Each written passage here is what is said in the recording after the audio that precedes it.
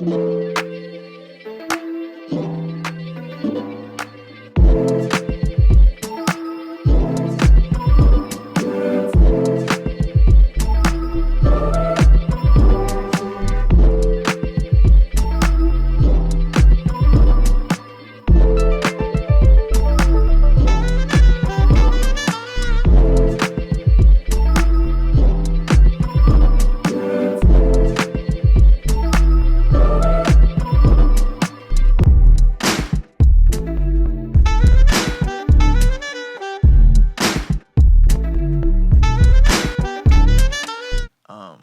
wanted to ask you guys, and Josh, you brought it up a little bit too. He's like, well, maybe I'll try to do more. You know, this basketball season has me inspired to do better, to be better.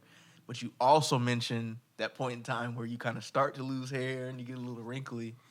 And I'm really big about being like future minded and like kind of future focused. Like, what do you think is in competition or physical competition that you're getting out of that? Because like obviously it's drive, right? Is there a possibility that you can find that same drive from somewhere else? Because ultimately, yes, we can take the most of our time like in our 30s. Like, yeah, I'm still physically good, I'm still physically able, but like, what do you think might carry you? I don't know, when you're not able to be as physical. And maybe Donald, you can answer this too. It's just a thought. Mm-hmm. Like, You calling me old? yeah, the oldest one here. No.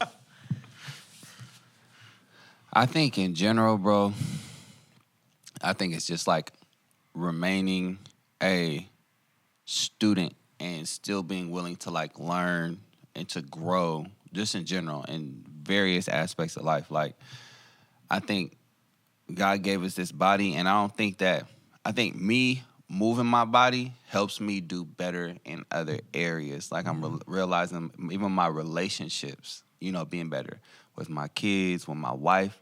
Like, this Monday outlet that's competitive, when it turns off, I realize I feel better throughout the week. Like, We got that good dopamine. You know what I mean? Legit, you know? Almost like when, you know, for me, when my dogs get their daily walk, they act so much better. They snore, they sleep at night rather than whining and, let me out. It's because they got what they needed. I was telling Nadia yesterday, like, look, when this season is over, I still want to have Monday evenings. Like, I know Monday evenings works now because we've been doing it for 3 weeks. I just want to continue, like, growing in something. I think that's what it's gonna be for me. And it's helped my walk. Like I said, it's helped my relationships. I'm just gonna have to continue getting exposed to maybe things. It might just be like desires that I've had that maybe have been lying dormant. I'm not really sure what it is, but I know that it can continue past, all right, I'm not going to be playing basketball anymore, you know? It could be an instrument. It could be business, you know what I mean? Ministry, like, it could be a whole bunch of different things. I'm just learning a lot in this avenue of life right now. Yeah. I know for me, man, it's definitely fact, like, you know, joking about it, but I'm getting older.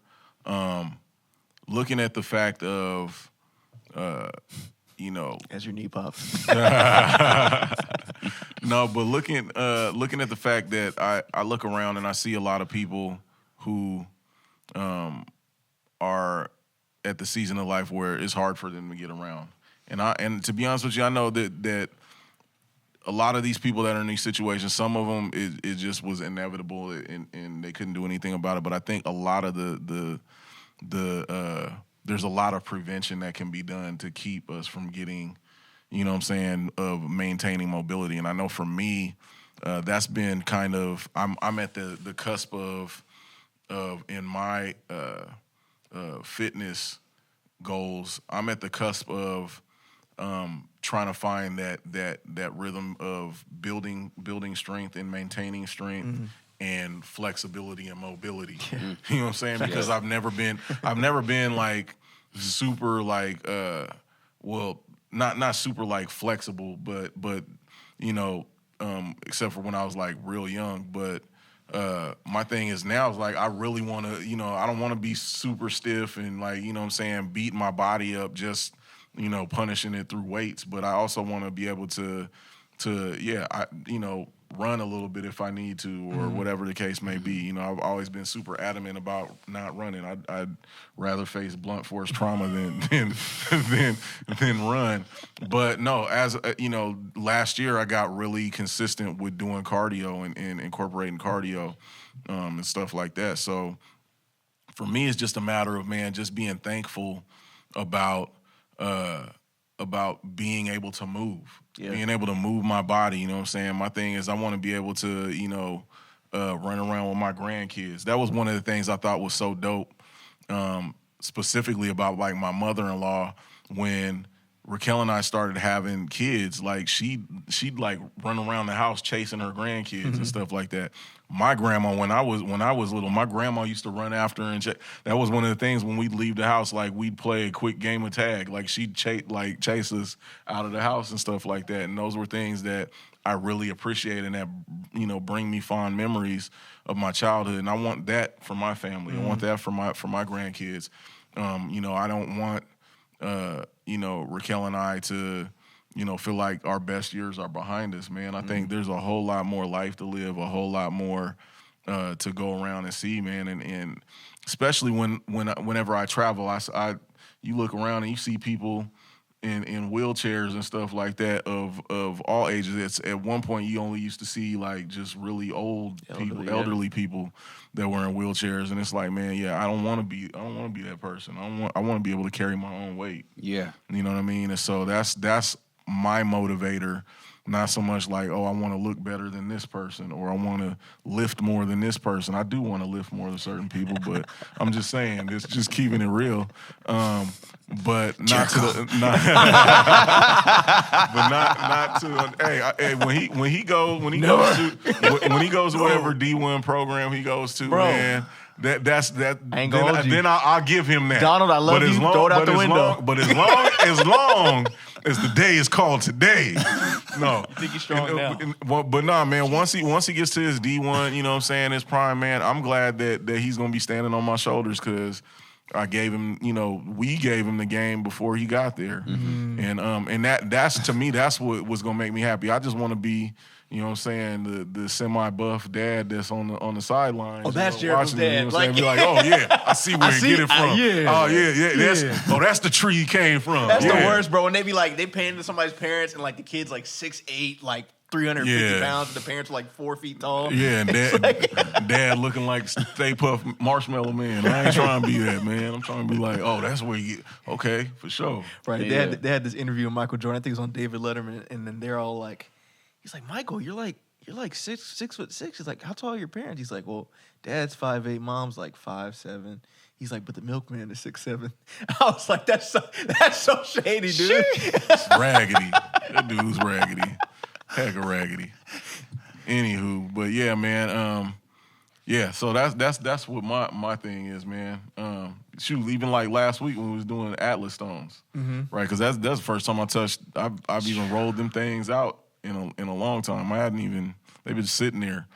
And so that was like a good challenge for me. And what's funny is like right after that on my feed on IG, a bunch of videos of Alan, shout out to Alan Thrall up there, Untamed Strength. But a bunch of his videos were coming up and stuff like that. And so for me, I've been noticing he's been doing like a lot more strongman, which is very good for like just overall athleticism and mobility and strength, right? And one particular video, he was doing like just Atlas Stone lifts, like just a series of it, not like loading them or anything like that, just picking them up off the ground and doing them for reps. And he was like, just challenge yourself to do some different things. And I like really felt that because I was like, okay, yeah, this is something I definitely want to do. So I took it as a challenge for me. Moving into February now that we're done with the fast and everything, and like I can, I'm planning on tightening up my diet and my nutrition and everything, and got some goals set for that. But this year I really want to just kind of like really challenge myself physically to be as fit as possible. You know what I mean? That's my thing. Like really just, doing some things different that I've never done before with my diet because I want to see some different results. And so, yeah. I feel that 100%. I know what it is with human beings and like time milestones. I'm turning 30 this year. And so it's just kind of like, I want to be at my very best. I want to be able to not, with this family condition of heart disease or whatever, like to not let that be a hindering point. And that's a kind of conversation I've been having with somebody I'm discipling. Is like, dude, the diagnosis is not unto death. Like, okay, you've been given the diagnosis, now what? And so my whole thing is like, dude, if I were to, and I am listening to my doctors, I'm taking my meds, but if I were to listen to every single detail and be like, only lift 25 pounds, I'd be living a miserable life. Or like the limits that they would put on me on certain points. You should challenge yourself and see how buff you can get with just lifting 25 pounds. like a 365 challenge. Yeah, 365, just 25. I lifted 25 pounds every day. 365 reps a day. It's about to squeeze. Right. But nah, man, it just wanted to be at my very best. And I think this year kind of going into it, like, not only just setting a goal at the top of the year, but like, okay, what's sustainable? And not just something, again, not being intense because it's the top of the year, but being consistent. And like, I want to be doing the same thing in June or July. Consistency over intensity. Right. Yeah. And so it's just, again, that kind of goes back to like going back and reassessing and like doing it frequently. Like, okay, like the other day, I was telling Josh this thing, because Josh cut my hair the other day. Again, the whole confidence thing. Dude, even I'm telling you, my mom notices every time now. Bruh. But I've been like trying to get up at 5:30, which has been working fine. But then I think I had one off night where I had to stay up late, or I think I was like up late with the kids or something. And I'm like, okay, what would happen if I just got up at 6? Just 6 o'clock. Would that make a difference? Right. And so I got up at 6. I'm like, it was only 30 minutes, but it helped. You know what I'm saying? The next day I was able to have a productive day. Yeah. It's just little things like that for me have been like, okay, all right, little adjustments can help me. How can I get the most out of this day and not just, I got up at 5:30. Just say I got up at 5:30. Yeah. But you know what I'm saying? Yeah. For me, that's just how it works. Yeah. I am better than y'all because I get up at 3. No, I'm just I was telling dude, my stepdad gets up at like at 2 or 3 in the morning, bro. You don't talk about being a night owl. Y'all are, kudos to y'all. Nah, man, but it's just the quiet of just being up at that hour that makes a lot of the difference. Because for me, it takes me a while to like really wake up and be present. So what I find is that being up that early, like a lot of my thoughts, I get a lot of thoughts like that early in the morning, and so for me, it's just kind of a good routine. Now, mind you, I do feel better about doing that when I go to bed earlier. You know what I'm saying? Like, it doesn't usually work out when I, go to bed late. I'll still wake up, but then my day is like, I'm just tired, just whooped. But I know, because I can relate to the whole thing that you were saying, Josh, about like, after you're done playing ball, you feel good. Well, for me, it's like being up that early, and once I go and get my workout done and over with, like my day, I feel like I've accomplished what I like the hardest part of the day. Because I know like once I'm done working my shift, I'm not feeling like going to the gym. Sometimes I do, depending upon what kind of day I've had.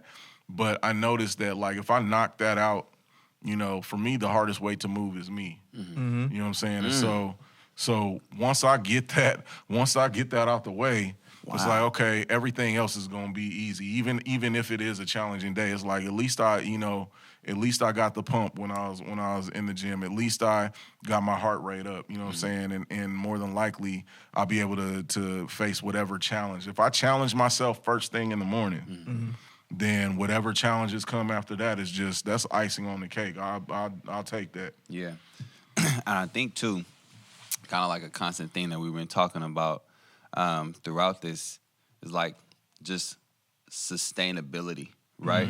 feel like sometimes we set goals based on other people and what other people are doing, rather than what actually works for us. Like, I think one of the last podcasts we did before the year had ended, you was talking about waking up and how at one point you was doing it way earlier, but you had to wake up at a time that worked for you and your family in this season. Right. And Jay, like, the fact that you said, all right, I'm going to push it back 30 minutes, right? But that 30 minutes actually did you a solid, and you're still up earlier than you would have been if you weren't, setting a goal or a time limit on it.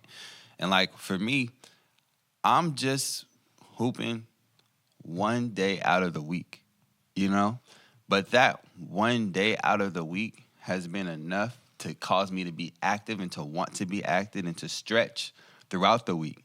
Now, in the next league, as I'm getting more limber and as I'm less tight and as my body is stronger and getting like reacclimated to running up and down the court, that could be something where it's like, I'm hooping 2 days out of the week now. There's some people who hoop every single day out of the week. You know what I mean? But I'm realizing that you could make small little tweaks, small little adjustments that can have like outlasting and just outstanding benefits in the long run. You know what I'm saying? If you stay consistent with it and you do something that's sustainable for you. All right, before you know it, you've made a lot of ground. It's like, dude, how did I get here? Like, it's insane. Yeah, but I think that's why a lot of people would rather compete than challenge, than accept the challenge. Is because it's easier to look at someone else than it is to look at yourself. Right?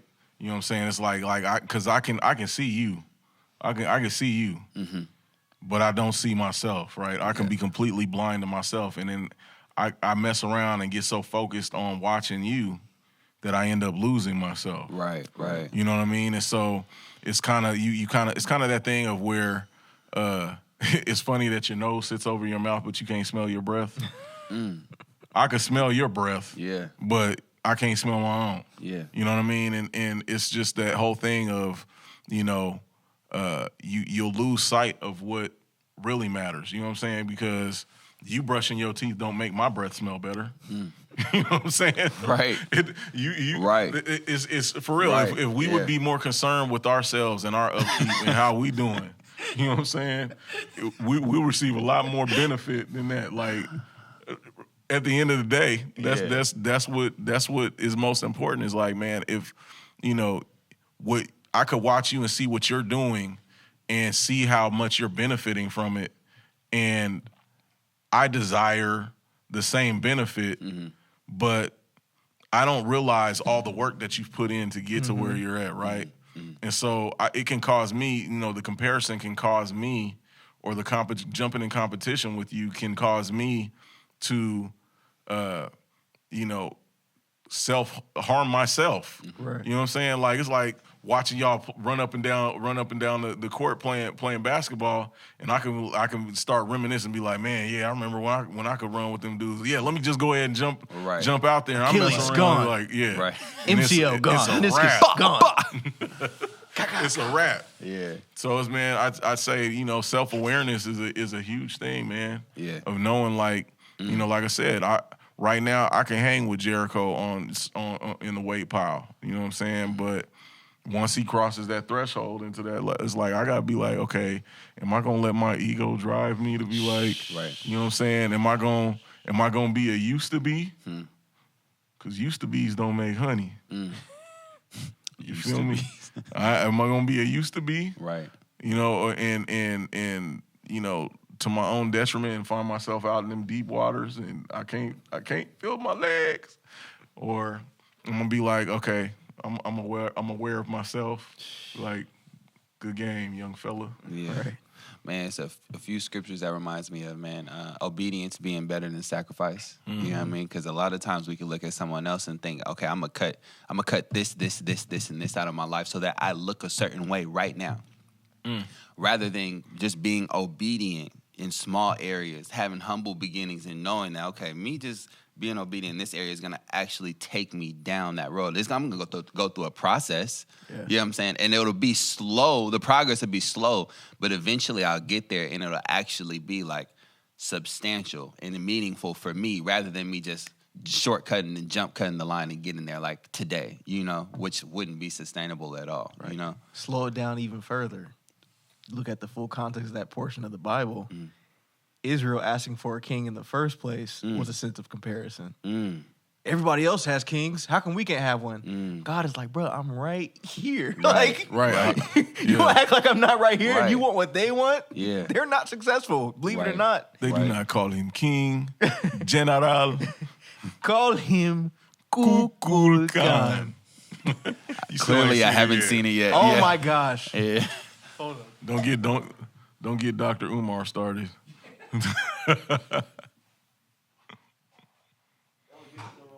Oh, okay. So, anywho, I just know that when in competition, right? In competition, it's healthy to have friendly competition. That's what we've established, right? We've established that it's healthy to have friendly competition. Yeah. But backtracking into like business in our endeavors, right? Okay. We see like one of the greatest rivalries or competition in business, Coke versus Pepsi, right? So have you guys ever seen the ad where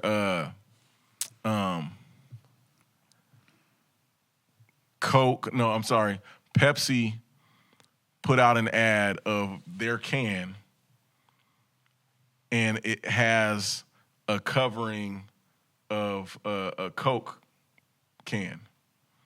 And it says, be careful, have a spooky, it's a spooky Halloween.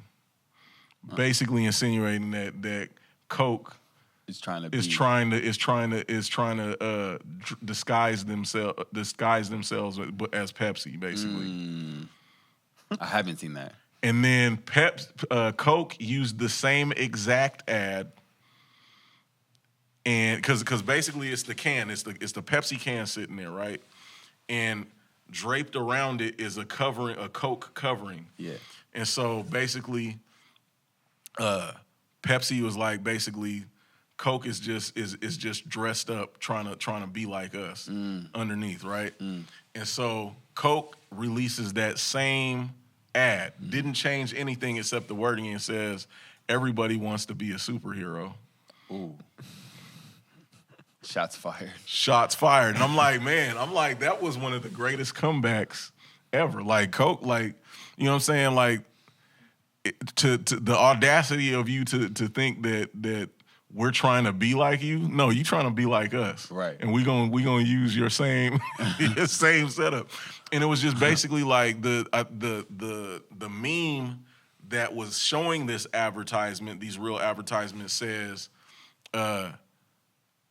it's important not to take yourself too seriously. And so in that, I was just thinking like, it's interesting how both of them are very successful franchises, right? Even in the midst of competition. I don't know how friendly their competition is. But they found their way, you know what I'm saying? And literally they have their own followings. They got people that are like strictly dedicated, because you got some people that's like, man, Pepsi is way better than Coke. And, Right. and you got people that's like, man, Coke is, the classic. Right. And so I'm saying that to say, like, in you guys' respective fields, do you find yourself looking at other people in your field as competition, or that you are basing the way that you operate and function in your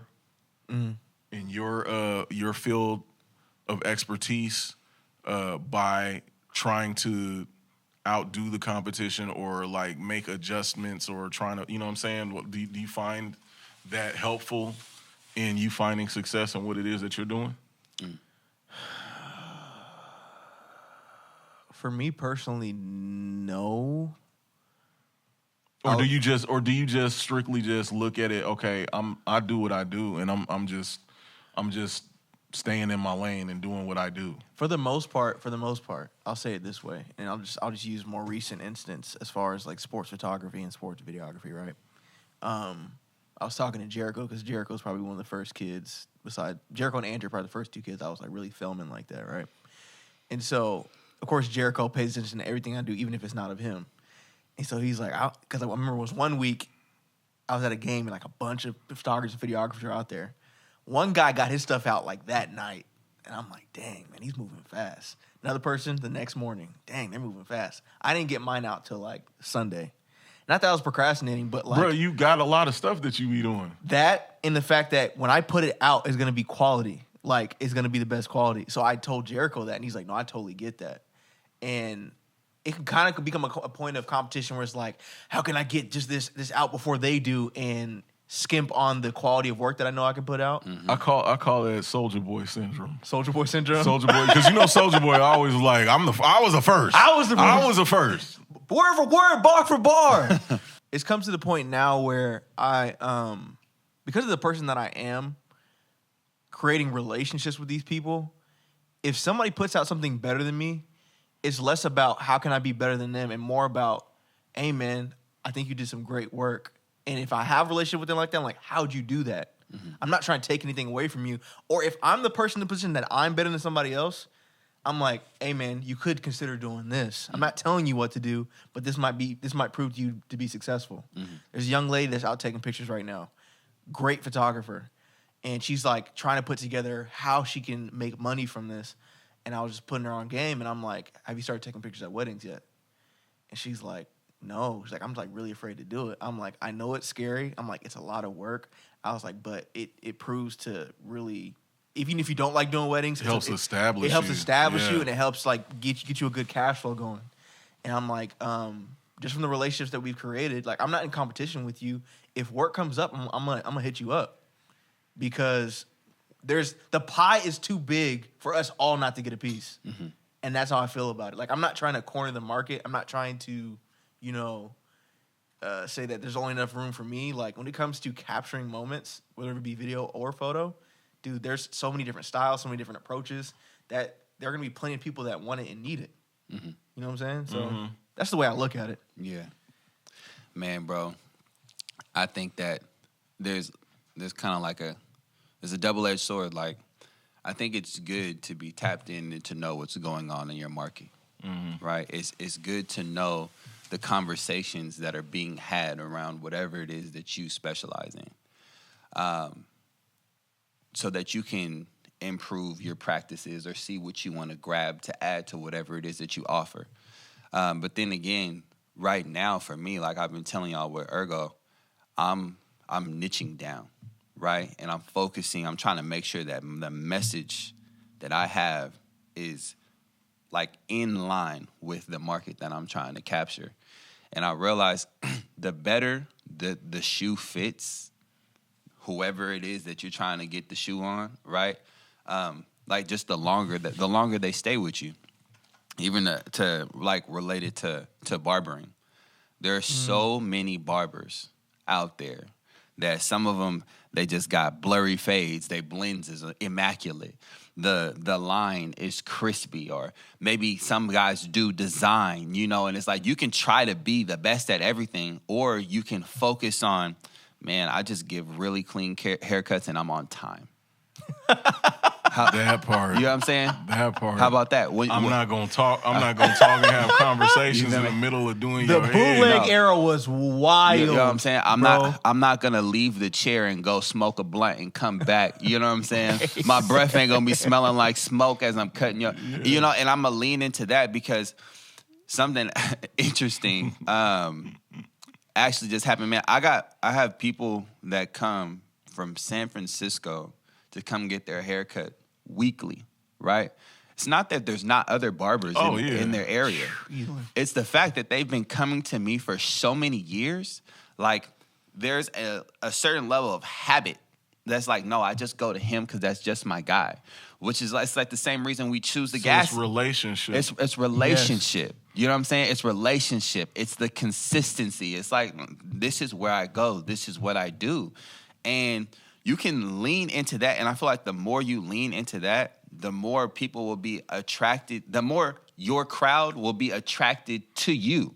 Right. As long as you're genuinely being you, you will attract the right crowd. You try to not chasing trends and chasing fads. Nah, because then you'll attract people that that really don't resonate with you, that you don't really want to be in your sphere. Mm-hmm. You know what I mean? There's definitely a relationship between the product and the brand. 'Cause, Yeah. like, I mean, considering, I'm not saying that this is like the perfect brand to emulate yourself after, but look at like Balenciaga and like the Gucci organization right now with the whole thing that they had ran with like the whole child pornography thing.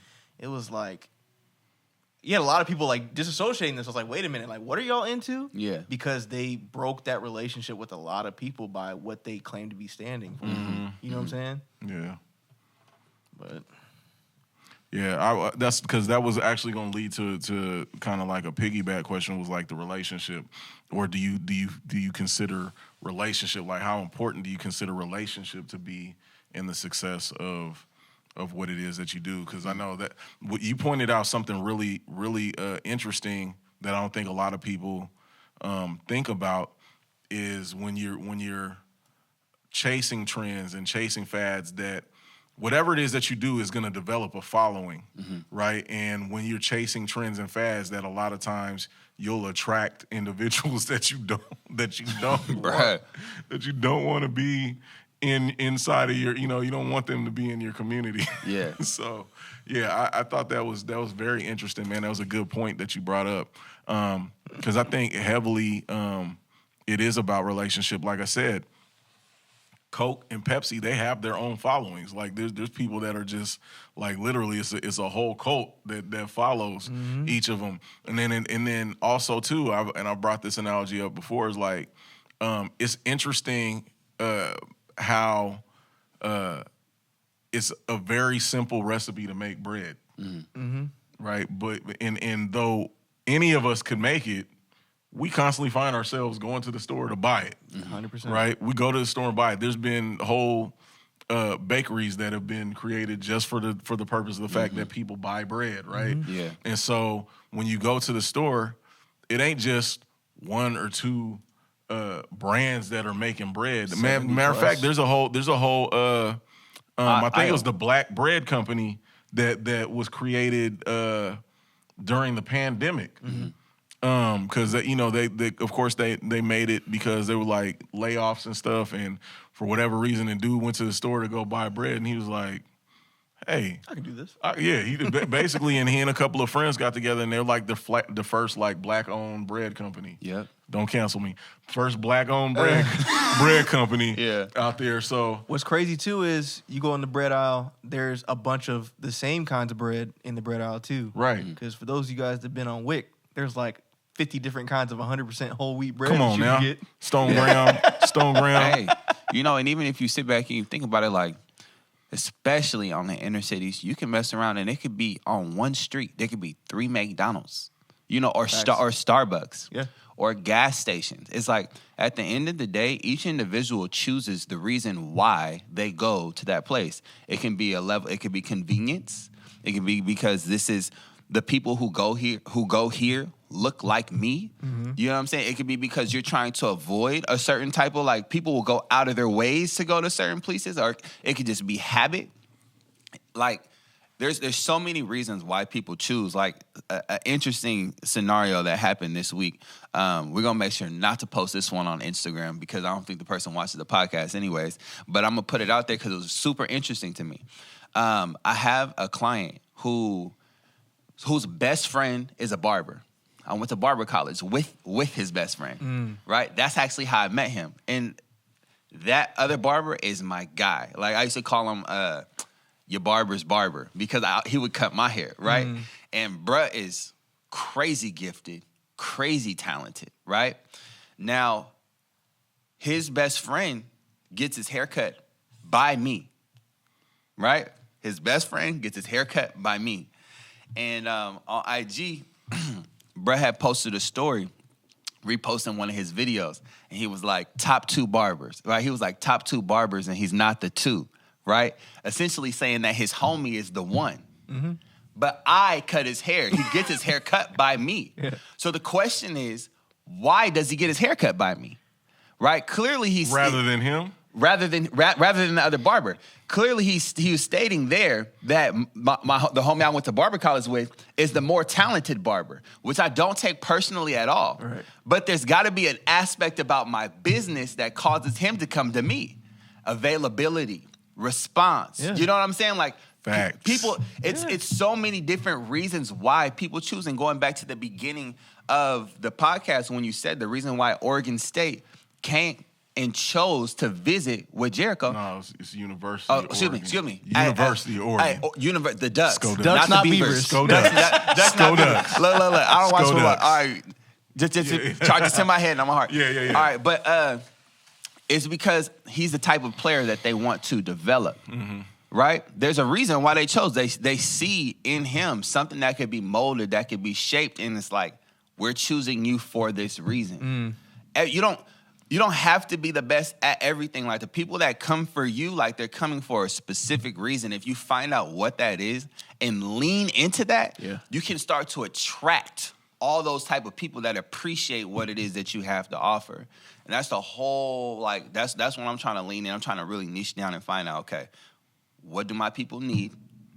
Let me give them that. And in all my marketing, let me make sure that I'm saying those hot words. Yeah. Investing in establishing the relationship. Yeah. Just like Donald was sharing with me a story, I think, last week when we had at the spot, just how the coaches that are coming to see Jericho are talking to the lady at the front desk at the school. Mm-hmm. They're talking to people that are just around campus that may not seem like on the surface that would be close to Jericho, but they interact with him. It's like, what does this dude like on a regular basis? Because we're not just investing in the player, we're investing in the person too. Mm-hmm. And so, like, what you were saying is, like, 100% right. It's, like, investing in that relationship. Like, hey, we're most likely going to be together for at least 3 to maybe 4 years. Yeah. What is this going to look like? Am I going to have to worry about character issues off the field? Like, Right. you act all high and mighty on camera, but you treat the staff like trash. Like, Right. These are things that I want to see because not only are we investing in you, but you're also going to be representing us. Yeah. And even to go to that whole, like, relationship aspect, when you build a relationship like that, there becomes a point in time where people come to you strictly because they've invested so much time with you. Like, they wouldn't dare go get something else or go with another brand or get cut by another barber or go to another gas station because I've been going here since I was a kid. Even if they've had even if out of all those times they've had like a bad experience or whatever, like 1 or 2 bad experiences, it's the same thing. But it's also the same thing with marriage. Like, bro, I've been with my wife going on 23 years. Do you think that we gonna have a blow up and I'm gonna be like, oh yeah, I'm about to go start this all over again? You must be out your cotton picking mind. Heck no. You must be out your cotton Never. picking mind. It's not happening. I done invested in this much. The D word is not on the table. Not at all. It's all. It ain't even in the building. Yep. Straight up. But going back to this whole thing of competition, because I like what you said about the fact that there's something that you have to offer, that there's a reason why people come to you, right? Because that's something I've been trying to explain to my daughter Wisdom. Like, she's a novice at photography, cinematography, right? But she has a very good eye. She has a whole bunch of potential, right? But people are still coming to her, Facts. and it's like, it's because your work speaks for itself. Like, they see what it is that you've done and what you're capable of, and you obviously have something that they desire. So this is you need to govern yourself accordingly. Don't think of, oh, I've only been doing this for this amount of time. It's the fact of what you are able to do with what you have is enough for them to come and desire to seek out your services. And so I think in the fact of her situation, all she needs to do is just continue to get the reps in and continue to seek people that have more experience, and like the JRs. Like, JR gave her an opportunity to shoot a wedding with him. You know what I'm saying? These are different things that she just needs to continue to add to her resume or portfolio, get the reps in. And I think, just like a lot of us, we need to understand that we may come across somebody who's doing something similar to what we're doing, and they may be, 10, 20 years our senior, that we don't get salty or over ambitious or selfishly ambitious and try to skip a bunch of steps and stuff to try and get to where they are out of the spirit of competition, but rather just